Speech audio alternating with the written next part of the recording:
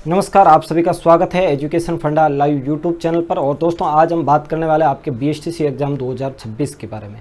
यानी जो first time 12th के बाद एग्ज़ाम दे रहे हैं या जिन्होंने भी दिया है उन सब लोगों के लिए, खासकर जो लोग फर्स्ट टाइम एग्ज़ाम दे रहे हैं उनको किन किन बातों का ध्यान रखना चाहिए, किस प्रकार से जो है, क्योंकि उन सब के लिए जो कॉम्पिटिशन का ये पहला एग्ज़ाम है 12th के बाद जो है आप बीएसटीसी करते हैं शिक्षक बनने के लिए, तो आपको किन किन बातों का ध्यान रखना है, इन सब के बारे में वीडियो में चर्चा करने वाले हैं। अगर आप चैनल पर नए हैं तो चैनल को सब्सक्राइब करें, वीडियो को लाइक करें। ये वीडियो आपको कैसा लगा कमेंट बॉक्स में कमेंट करके जरूर बताइए। और आपके कोई भी डाउट है, कोई भी क्वेश्चन है एग्जाम से रिलेवेंट, बीएसटीसी एग्जाम से रिलेवेंट, तो आप या तो कमेंट बॉक्स में कमेंट करके पूछ सकते हैं या आपको जो है हमारे इंस्टाग्राम पर डीएम करके भी आप पूछ सकते हैं। जो दोनों आपको स्लाइड में जो है इंस्टाग्राम हैंडल मिल जाएंगे, उनमें जो है आप डायरेक्ट डीएम करके भी पूछ सकते हो या कमेंट बॉक्स है यूट्यूब का, उसमें भी पूछ सकते हो। ठीक है, तो आज हम बात करेंगे कि एग्ज़ाम हॉल के अंदर आपको किस प्रकार से ओएमआर सीट भरनी है, किस प्रकार एग्ज़ाम सेंटर पर जो है क्वेश्चनों के आंसर देने हैं, किस प्रकार कोई क्वेश्चन नहीं आया तो उसको किस प्रकार से हैंडल करना है, और कैसे मोटिवेटेड रहना है, कोई क्वेश्चन नहीं आ रहा है तो उसको किस प्रकार से सॉल्व करना है, उन सब के बारे में इस वीडियो में जानने वाले हैं। और अगर आप भी फर्स्ट टाइम वीडियो देख रहे हैं तो प्लीज़ चैनल को सब्सक्राइब जरूर कीजिएगा। तो देखिए, सबसे पहले बात करें कि कौन सा सेक्शन पहले करें। यानी जब हम पेपर सॉल्व करते हैं तो पेपर में अलग अलग सेक्शन होते हैं, तो कौन सा सेक्शन जो पहला करना है, फिर कौन सा बाद में करना है, किस प्रकार से हल करना है। तो देखिए, आपके क्वेश्चन का कौन सा सेक्शन पहले करें। तो देखिए, परीक्षा हॉल में सबसे पहले उन सेक्शन को हल करें जो कम समय लेते हैं, यानी बहुत कम टाइमिंग लेते हैं। जैसे राजस्थान जीके और शिक्षण अभिक्षमता, इनके क्वेश्चन बहुत इजी आते हैं। यानी राजस्थान जीके अगर आपने पढ़ा है तो डायरेक्ट आपको आंसर आ रहा है तो डायरेक्ट आप कर सकते हो। शिक्षण अभिक्षमता के प्रश्नों में भी आपको यह है कि इतने टफ नहीं आते हैं, प्लस आपको फ़ायदा ये होता है कि आपको उसमें मिनिमम मार्क्स मिलने की संभावनाएं रहती है। यानी 4, 3, 2, 1 इस प्रकार से जो 3, 2, 1 एग्जाम का जो पैटर्न है उसके अकॉर्डिंग आपको शिक्षण अभिक्षमता में भी बहुत अच्छे अंक मिलने की संभावना होती है। तो खासकर आपको राजस्थान जीके, शिक्षण अभिक्षमता, इन वाले पार्ट्स को जो है पहले करने का कोशिश करनी चाहिए।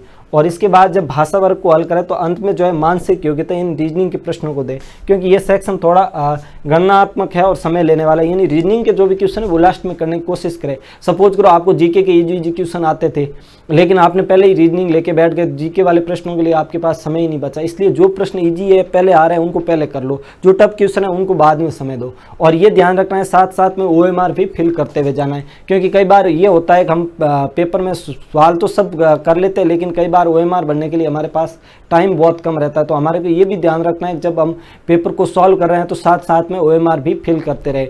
और ओएमआर में खासकर फर्स्ट टाइम जो भी एग्जाम दे रहे हैं, आराम से ओएमआर में अपने रोल नंबर जो भी डिटेल है आराम से फिल करनी है। आपको कोई डिटेल समझ में नहीं आ रही है, बेझिझक जो एग्जामिनर होता है उससे आप आराम से पूछिए, क्योंकि अगर आपको कोई चीज़ पता नहीं, आपने गलत भर दी तो नुकसान अंत में आपका ही होने वाला है। इसलिए पूछने में कोई शर्म नहीं करनी चाहिए, क्योंकि फर्स्ट टाइम एग्जाम देने जा रहे हो।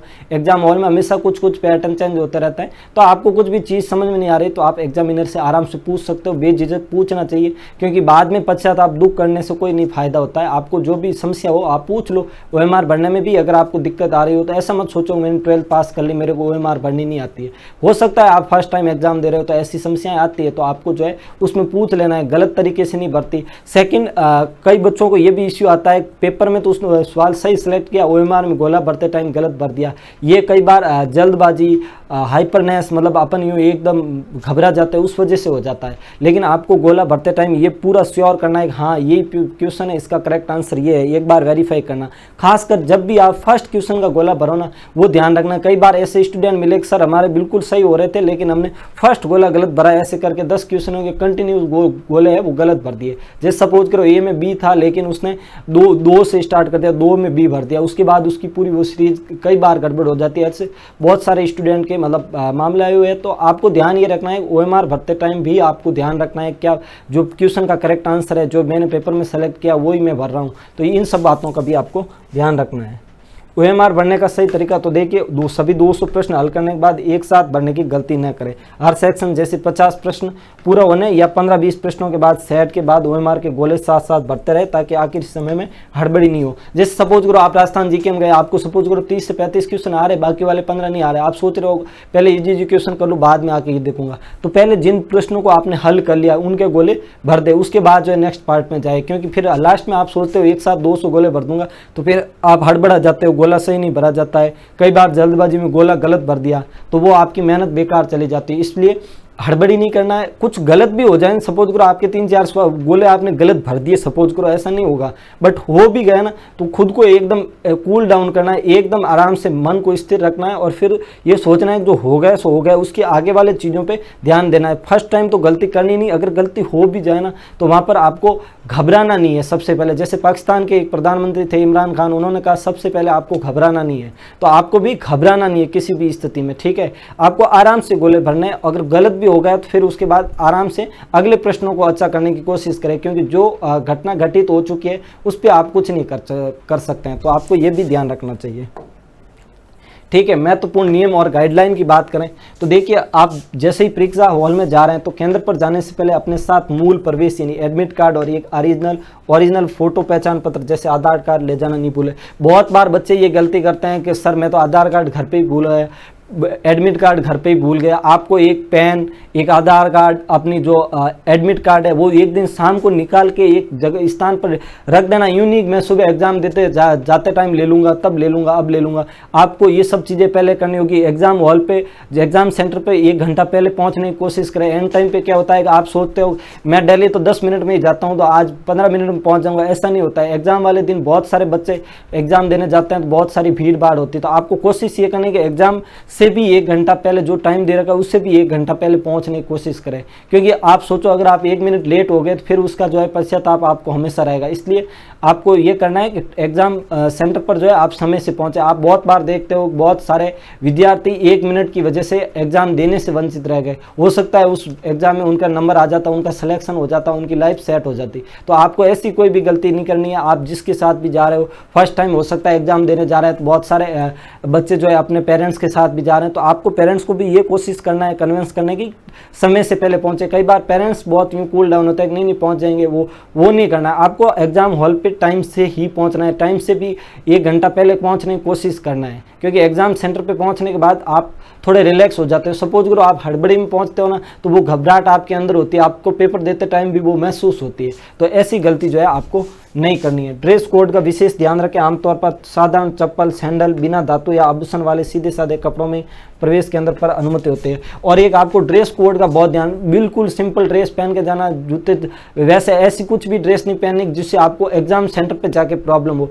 बहुत सारे जैसे गर्ल्स है तो उन्होंने बहुत कुछ गोल्ड के वगैरह या कुछ भी पहन रखे होते हैं, या बॉयज़ भी जिन्होंने कुछ कान वगैरह में पहन रखे होते हैं, या हाथ में कोई कड़ा है, तो आपको ऐसे जो है वो सब चीज़ें घर पे ही छोड़ के जानी है। कोई भी ऐसा आभूषण या ऐसी चीज़ पहन के नहीं जानी है। जैसे कई बच्चों के जैसे देवताओं के वो ताबूत वगैरह होते हैं गले में, तो वो भी आपको घर पे रख के जाना है। ऐसी कोई भी मेटल की चीज़ वहाँ पर अलाउड नहीं होती है, तो आपको इन चीज़ों का पहले से ही ध्यान रखना है। बहुत सिंपल ड्रेस में जाना है, कोई वहाँ ऐसे मतलब आपको फैशन शो में दिखाऊँ थोड़ी करना है, आपको एग्जाम देना जाना है। तो एग्जाम देते जाने टाइम आपको ड्रेस कोड का पालन करना है, ऐसी कोई भी चीज़ नहीं ले जानी। और खासकर एडमिट कार्ड, पेन और जो आपका आधार कार्ड, जो आइडेंटिटी प्रूफ है, उनको एकदम प्रॉपर क्लियर रखना। और बाकी गाइडलाइन जो आपके एडमिट कार्ड में भी दे रखी है, बहुत बच्चे ये होते हैं पढ़ते ही नहीं उसे। एक बार आप आज पढ़ने की कोशिश करना कि क्या क्या गाइडलाइन दी गई, क्या मैं उन गाइडलाइन को फॉलो कर रहा हूँ, क्योंकि सपोज करो आपने एक गलती की उस वजह से आप एग्जाम देने से वंचित रह गए, तो ये भी आपके लिए एक बड़ी प्रॉब्लम हो जाती है। तो आपको इन चीज़ों का भी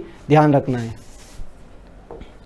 ठीक है। एंट्री से पहले नकारात्मकता से दूरी, ठीक है। तो देखिए नकारात्मकता क्या होती है, मैंने वो नहीं पढ़ा, मुझे ये याद नहीं आ रहा है, पता नहीं मैंने जो पढ़ा वो आएगा नहीं आएगा, इन सब चीज़ों से एकदम फ्री माइंड रहना। देखो परीक्षा केंद्र से बाहर कभी दोस्तों के साथ ये चर्चा नहीं करे तेरी कितनी तैयारी हुई, ये टॉपिक तो मैंने पढ़ा ही नहीं, ऐसी बातें केवल आपका आत्मविश्वास कम करती है। यानी वहाँ जाके जाना है, आराम से कूल बढ़िया चिल रहना है, आराम से नॉर्मल बातें करनी, ये नहीं पूछना है हाँ तूने कौन सा टॉपिक, अरे ये नहीं पढ़ा। तो इससे होता ही है आपका कॉन्फिडेंस कम होता है। अगर आपने नहीं पढ़ा तो अब आप 5 मिनट 10 मिनट में कुछ भी नहीं कर सकते उस टॉपिक को, तो आपको रिलैक्स करना। हो सकता है उस टॉपिक से सवाल ही नहीं आए जो आपने पढ़ा ही नहीं है, तो आपने अगर पढ़ा है सब कुछ सिलेबस तो बहुत अच्छी बात है, कुछ टॉपिक छूट भी गए ना तो उनका चिंता नहीं करनी है, तनाव नहीं लेना, बस रिलैक्स रहना है, आराम से चिल रहना है और बहुत बढ़िया पॉजिटिव माइंडसेट के साथ एग्जाम देना है। अपना मनोवैज्ञानिक जो दृष्टिकोण है हमेशा पॉजिटिव रखना है। हमेशा नेगेटिव नहीं सोचना, ये नहीं पढ़ा वो सवाल आ गया, तो ऐसा कुछ नहीं होता है। ठीक है, आपने जब इतनी तैयारी कर ली है, इतने दिन जो किया वो ही है आपकी तैयारी। अब आप 1 घंटे में या आधे घंटे में, कई बच्चे ऐसे होते हैं कि एग्जाम सेंटर पे भी वही अपनी गाइड लेके पहुंच जाते हैं और वहाँ भी पढ़ते रहते हैं, तो उससे कुछ फायदा नहीं। उस टाइम आपको रिलैक्स रहना चाहिए। सोचो आपने 6 महीनों में नहीं पढ़ा, ऐसा आप 15 मिनट में कौन सा पढ़ लोगे? तो आपको गाइड वाइड अपने घर पे छोड़ के जाना। ऐसा नहीं, बहुत सारे बच्चे ऐसे वहाँ जाएंगे, कोई बाइक पढ़ी है बाइक पे बैठेंगे और वो बुक पढ़ने का नाटक करेंगे। ऐसा नाटक नहीं करना। आप एग्जाम देने जा रहे हो, बड़े अच्छे तरीके से दो। इतने दिन पढ़ाई की, वही पढ़ाई आपके आगे भी एग्जाम में काम आएगी। और आगे भी कोई भी एग्जाम दो ना, तो पहले तैयारी कर लिया करो। एग्जाम सेंटर पे जाके आप सोच रहे हो किताब से कुछ पढ़ लोगे, उससे कुछ भी हासिल होने वाला नहीं है। तो ये भी आपको ध्यान रखना है।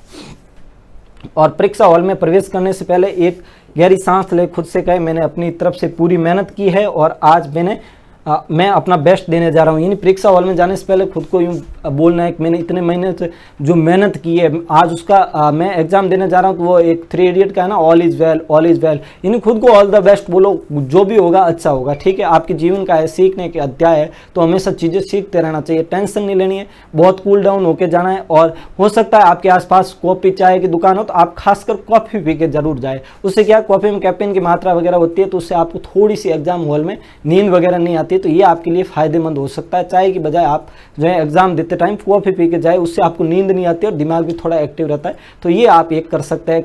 अगर चाय पीने वाले हो तो वो चाय पी के या कॉफ़ी पी के आप जरूर जाइए। और एग्जाम देते जाते टाइम आपको ये भी ध्यान रखना है, बहुत ज़्यादा ही नहीं खा लेना। आपको बस हल्का खाना लेना है, नॉर्मल जो आप डेली खाते हो वो आराम से खाना है। फिर जाना है एग्जाम सेंटर पे। आसपास कुछ चाय कॉफ़ी अगर आप पीते हो और वो शॉप हो तो ज़रूर पी के जाना, ताकि आपको थोड़ा एक मोटिवेशन है वो और ज़्यादा बना रहे। और खासकर कॉफ़ी वगैरह पी के जाओगे तो और थोड़ा उन चीज़ों में आपको पॉजिटिव माइंड सेट रहता है, थोड़ी एनर्जी भी फील होती है, तो आप अच्छे से जो है पेपर सॉल्व कर पाते हो। ठीक है, और सीट पर बैठते ही माइंड सेट को रीसेट करें। देखो, अपनी सीट पर बैठने के बाद आंखें बंद करें, 5 बार गहरी सांस लें, डीप ब्रीथ करें। और ये नर्वस सिस्टम को जो है शांत करता है और दिमाग में ऑक्सीजन के फ्लो को बढ़ाता है, जिससे एंजाइटी यानी घबराहट से तुरंत कम हो जाती है। आपको कोई भी सवाल नहीं आ रहा है, बस सीट पर बैठना है, आंखें बंद करनी है, ऐसे गहरी सांस लेनी है। बस 5 बार गहरी सांस, तो ऑक्सीजन का लेवल बढ़ेगा, उससे आपको थोड़ी घबराहट कम महसूस होगी। तो आराम से सीट पर बैठना है, गहरी सांस लेनी है और खुद को ऑल इज वेल कहना है। और ज़्यादा आगे पीछे किसी का एक आंसर देख लो, इस चीज़ों में नहीं रहना। आपने जो तैयारी की है वही आपके काम आने वाली है। क्योंकि फर्स्ट टाइम एग्जाम देने जाते हैं ना, बच्चों की आदत होती है, तेरे को वो आए तो मेरे को बता देना, मेरे को वो आएगा तेरे को बता दूंगा। इस चीज़ों में नहीं रहना, इनसे कुछ नहीं होने वाला है। हो सकता है अगला बता रहा है, उसकी क्या गारंटी वो सही बता रहा है। हो सकता है ऐसे बच्चे भी होते हैं बहुत बार कि आपको गलत आंसर बता के गए, इससे आपको ज़्यादा दुख होगा। इससे बेटर है अपनी तैयारी करें और कोई सवाल नहीं आ रहा तो थोड़ा सा रिलैक्स हो जाए, डीप ब्रीथ करें, उससे आपको थोड़ा रिलैक्सेशन मिलेगा। ठीक है, और ये याद रखें, परीक्षा सिर्फ आपके ज्ञान का टेस्ट है, आपकी ज़िंदगी का फैसला नहीं। इसलिए खुद पर से अतिरिक्त दबाव हटा ले। और एक बहुत बार हमने देखा होगा बच्चे बहुत ज़्यादा यूँ टेंशन ले लेते हैं, वो नहीं लेनी है। परीक्षा क्या है, जीवन में बहुत सारी परीक्षाएं होती है, तो ये ज्ञान का टेस्ट है, ये आपकी ज़िंदगी का फैसला नहीं है। यानी अगर आप एक एग्जाम में सफल या असफल होते हैं तो वो आपकी ज़िंदगी के फैसलों को इधर उधर नहीं करता है। तो आप इतना भी टेंशन नहीं लेना। हाँ, एग्जाम तैयारी करते देते हैं, सफलता की आशा से ही देते हैं, लेकिन परिणाम भी उसके अनुरूप नहीं आए ना, ज़्यादा टेंशन नहीं लेना। हो सकता है ज़िंदगी में बहुत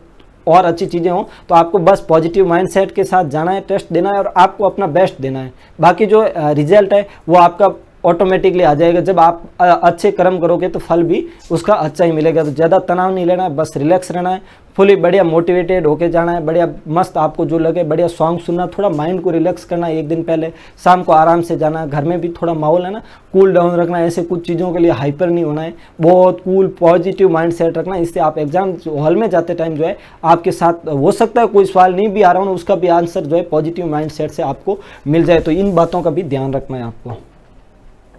नकारात्मक से दूरी, देखो परीक्षा केंद्र के बाहर कभी भी दोस्तों के साथ, ये तो हमने डिस्कशन कर लिया है। ठीक है, और कठिन प्रश्नों से घबराए नहीं। अब देखो कई बार हो सकता है ऐसे प्रश्न आ जाए जो आपको नहीं आ रहे हैं, तो देखो अगर शुरुआती 2-3 प्रश्न बहुत कठिन दिखे तो पैनिक यानी घबराना नहीं है।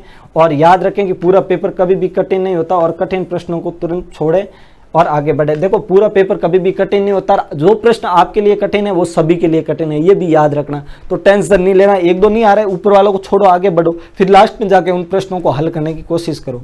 सपोज करो आपको पेपर ऐसा मिलेगा उस सीरीज में फर्स्ट के जो 4-5 क्वेश्चन वो हार्ड है, तो उससे आगे बढ़ के दो। वो प्रश्न जो आपको हार्ड लग रहे हैं वो सबके लिए भी हार्ड है, तो उतनी भी आपको चिंता नहीं करनी, ठीक है। और खुद को याद दिलाए, अगर हम ये प्रश्न मेरे लिए कठिन है तो ये परीक्षा देने वाले हर छात्र के लिए कठिन होगा। यानी ये जो प्रश्न मेरे लिए कठिन है वो हर छात्र के लिए कठिन है, क्योंकि नॉलेज का लेवल लगभग सबका सिमिलर ही होता है। तो इतनी भी टेंशन नहीं होती, और कठिन प्रश्न को आराम से डीप ब्रीथ करके आराम से रिलैक्स होकर सोचना है कि इसका आंसर क्या हो सकता है, तो आपको आराम से जो है उसका आंसर भी मिल जाता है। कई बार ये भी होता है कि हम आराम से सोचते हैं तो उस प्रश्न का जो भी आंसर है वो हमें मिल जाता है, ठीक है। समय के साथ रेस नहीं लगाएं। देखो बार बार घड़ी देखकर खुद को पैनिक ना करें, एक निश्चित अंतराल जैसे एक सेक्शन खत्म होने के बाद ही समय देखें। और कई बार हम एग्जाम हॉल में ये भी देखते हैं टाइम कितना बचा है, या सपोज करो सामने घड़ी, बार बार घड़ी की टाइम बार बार नहीं देखना है। 5, 10, 15 सवाल सॉल्व किए फिर टाइम देखो, हाँ अच्छा ठीक है। वो टाइम मैनेजमेंट के हिसाब से चलता है, टाइम को देख देख के पैनिक नहीं होना, पैनिक होने से नुकसान आपका ही होता है, ठीक है। और आपका पूरा ध्यान सिर्फ एक प्रश्न पर होना चाहिए जो आपके सामने स्क्रीन या पेपर पर है, ना तो पिछले छूटे हुए प्रश्न के बारे में सोचे और ना ही आगे आने वाले। यानी आप जो प्रश्न सॉल्व कर रहे हो उसी के बारे में सोचें, पीछे किस प्रश्न में क्या क्या उसके बारे में, आगे कौन सा प्रश्न आएगा ये नहीं सोचे। आराम से एक बार देख लें, जो सॉल्व कर रहे हैं उसी को आराम से एक माइंड सेट के साथ सोचे, उसको अच्छे से करने की कोशिश करनी चाहिए। और बी पॉजिटिव हमेशा रहना ही चाहिए आपको। अपनी ऊर्जा को बनाए रखें। परीक्षा दौरान जब भी थकावट या दिमाग ब्लॉक होने जैसा महसूस हो तो 1 या 2 घूंट पानी पी लें। हाँ, ऐसा जब भी आपको लगे ना कि भाई अब एग्जाम हम बहुत सारे प्रश्न कर लिए लेकिन कुछ प्रश्न आपको नहीं आ रहे, धीरे से जाना, वॉशरूम चले जाना थोड़ा, और बाहर जाना, बढ़िया ड्रिंक ब्रेक लेना, थोड़ा सा हल्का 1-2 घूंट पानी पियो, रिलैक्स हो जाओ। बाहर थोड़ा सा एनवायरनमेंट जो भी है देख लो, जैसे आप एग्जाम हॉल के अपने जो एग्जाम कक्ष है उससे बाहर निकले पानी पीने, तो वहाँ पर आसपास का थोड़ा सा पेड़ पौधे उनको भी देख लो। फिर उससे क्या दिमाग रिलैक्स होता है, तो हो सकता है कोई सवाल का जवाब नहीं आ रहा वो भी आंसर मिल जाए, ऐसा बहुत बार होता है, ठीक है। तो आपको जब भी नहीं आ रहा है 1-2 घूंट पानी का पी लेना, जिससे आप थोड़ा हाइड्रेट महसूस करोगे और आपको पीने से दिमाग रिफ्रेश होता है और ध्यान केंद्रित करने में भी मदद मिलती है। तो आपको 1-2 घूंट पानी भी पी लेना है, ठीक है। अगर बोतल ले जाने की परमिशन हो तो आप साथ ले जा सकते हो, परमिशन नहीं है तो आप बाहर भी वहाँ पानी की व्यवस्था होती है तो आप, और गर्मियों में खासकर ये भी ध्यान रखना कि पानी पीते रहना है, क्योंकि गर्मियों में कई बार हो सकता है एग्जाम हॉल में बैठे लाइट चली गई तो भी आपको प्रॉब्लम हो सकती है, तो आपको थोड़ा पानी वानी पीते रहना है क्योंकि गर्मियों का टाइम है। तो ये इन बातों का भी आपको ध्यान रखना चाहिए, ठीक है। और विजेता वह नहीं होते जो कभी असफल नहीं होते, बल्कि वह होते हैं जो कभी हार नहीं मानते। ये पेपर मेरी मेहनत को दिखाने का सबसे सही मौका है। यानी विजेता वो नहीं होते जो कभी असफल नहीं होते, विजेता तो वो लोग होते हैं जो कभी हार नहीं मानते। आपको जीवन में कभी भी हार नहीं माननी, विजेता आप तभी कहलाओ। और ये जो पेपर है वो आपकी मेहनत को दिखाने का सही मौका है। यानी आपने इतने दिन तक मेहनत की, आपके घर वालों को, अपने आसपास के लोगों को ये बताने का मौका है कि आपने कितनी मेहनत की। मेहनत ऐसी इतनी खामोशी से करो कि जो परिणाम है वो शोर मचा दे। यानी आपको बहुत अच्छे से मेहनत की है, उसका परिणाम है, तो अच्छे से जो है मोटिवेटेड होकर आपको पेपर देना है, ठीक है। और ऑल द बेस्ट आप सभी को। अगर आपको और भी कोई डाउट है तो हमारे 2 इंस्टाग्राम हैंडल है, मोहन चौधरी 251 और जो एजुकेशन फंडा का इंस्टाग्राम हैंडल है, इन पे जो है आप डीएम करके कोई आपका ऐसा क्वेश्चन है वो भी पूछ सकते हो, या यूट्यूब के कमेंट बॉक्स में भी पूछ सकते हो। अगर आपको वीडियो पसंद आया तो वीडियो को लाइक ज़रूर करना है, आप चैनल पर नए हो तो चैनल को सब्सक्राइब करना है। धन्यवाद दोस्तों, आज की इस वीडियो में इतना ही। उम्मीद करते हैं आपको ये वीडियो पसंद आया होगा। वीडियो कैसा लगा कमेंट बॉक्स में कमेंट करके ज़रूर बताइए, और आप अपने आप को खुद को ऑल द बेस्ट ज़रूर बोले। इसलिए आप सब कमेंट बॉक्स में जितने भी बीएसटीसी वाले एग्जाम दे रहे हैं, फर्स्ट टाइम एग्जाम दे रहे हैं, आप खुद को ऑल द बेस्ट लिखोगे कमेंट में कि मैं खुद को ऑल द बेस्ट बोल रहा हूँ। खुद को मोटिवेटेड होके जाना है, बहुत अच्छे से एग्जाम देना है। तो आप सभी को all the best. Thank you so much.